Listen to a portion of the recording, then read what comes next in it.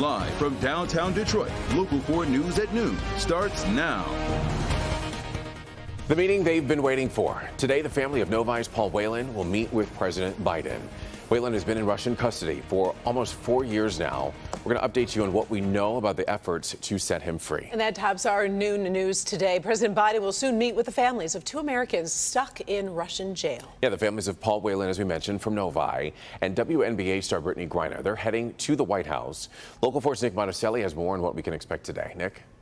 So we don't know the content of what's going to be discussed in this meeting with the president. Listening to the press secretary yesterday, it sounds like it's more of an update, just to let them know things are still progressing and the issue is still on their minds. Today, President Biden is scheduled to meet with the families of WNBA star Brittany Griner and former U.S. Marine and Novi native Paul Whelan.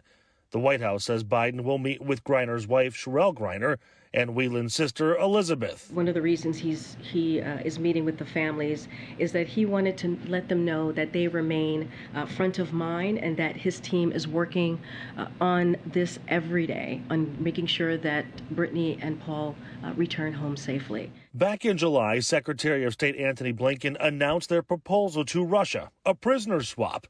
Griner and Whelan in exchange for Victor Bout, a Russian arms dealer nicknamed the Merchant of Death, who is spending 25 years behind bars for attempting to sell millions of dollars in weapons. We, of course, want to see those who are wrongfully detained be released and be able to return home. At the time, Whelan's family was optimistic. It's a bit of hope that the U.S. government has created an opportunity for the Russian government to accept an offer and to release Paul. It's extraordinary in that I've never heard the U.S. government actually talk about an offer publicly, that they've made an offer to make a concession to a nation state who is holding an American hostage. So it's quite an extraordinary day. President Biden will be meeting with each family separately. I'm Nick Monticelli, Local 4. All right, of course, we'll continue to keep you updated on that. In the meantime, we are less than 1 day away from the auto show officially returning to the public in Detroit after about 3.5 years. So exciting. You are getting a live look right now of the floor at Huntington Place. Huntington Place is just one of the many locations the auto show is happening. You can see exhibits all around downtown Detroit, from Hart Plaza to Campus Martius. The public show starts tomorrow. Tickets start at $20 for adults, $10 for kids between the ages of 3 and 12. And make sure you join us tonight for glitz, glamour, and of course, all of the cars, dinosaurs and puppies as well. It is the charity preview event featuring Devin Skillian, Rob Maloney, Kim Adams, Victor Williams, and Rhonda Walker. They're all going to be bringing you an hour of all things auto show, and we're going to get some up close and personal looks at the new cars, even speak with some of the special guests there.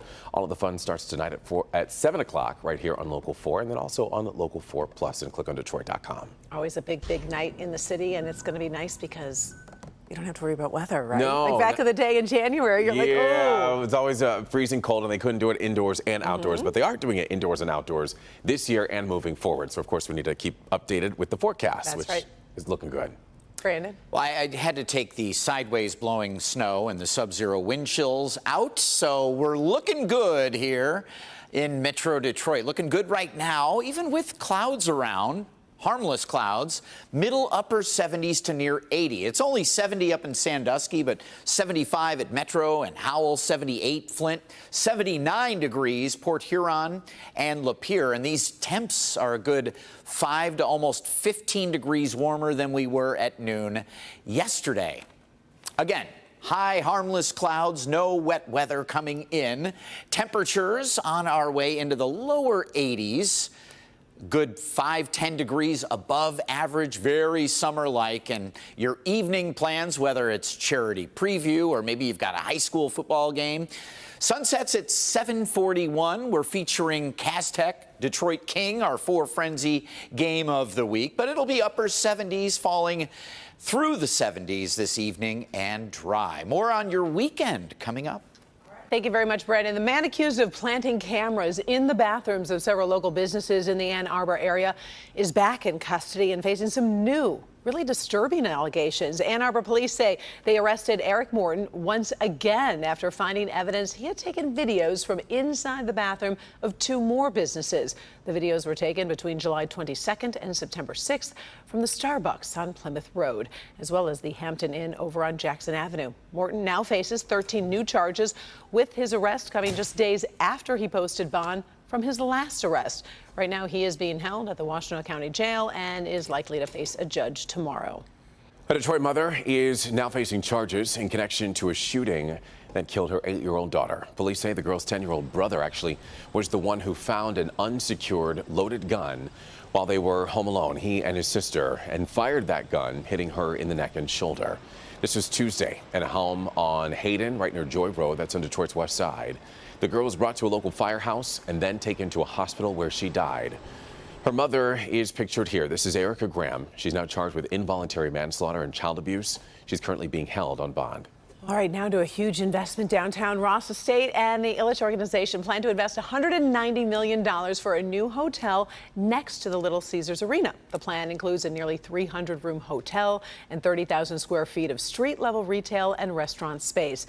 The hotel would be an Equinox hotel. Developers say groundbreaking is expected in 2024 and would take 3 years to complete. What a super location. I know, and I'm excited to see what that's going to look like. It's going to take some time, but we'll wait around for it. Addition, yep. Meanwhile, Metro Detroit is going to be rocking this weekend. We'll start with what's going on with Kid Rock, and we do mean this literally. Kid Rock is heading to Pine Knob for his first set of Metro Detroit concerts in about 3 years.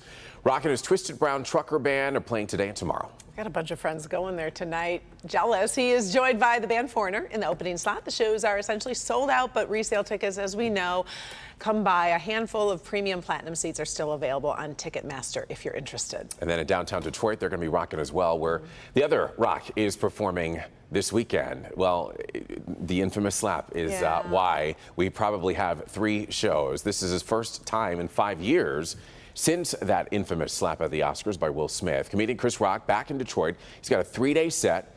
Rock was originally set to only have 1 show, but after the Oscars slap that went viral, 2 more shows were added due to all the buzz about it. Tickets are now sold out for tonight's show at the Fox Theater, but there are a few tickets still for tomorrow night and Sunday night. They're available through Ticketmaster and the Fox Theater box office in case you'd like to attend. I have a feeling that they are going to go very quickly. I'm intrigued. People go to the show tonight. Right. You know what I'm saying? Oh, I know. So, yeah. and I'm interested to hear what he's going to say about the whole He fiasco. has to say something. Yeah, I would imagine so.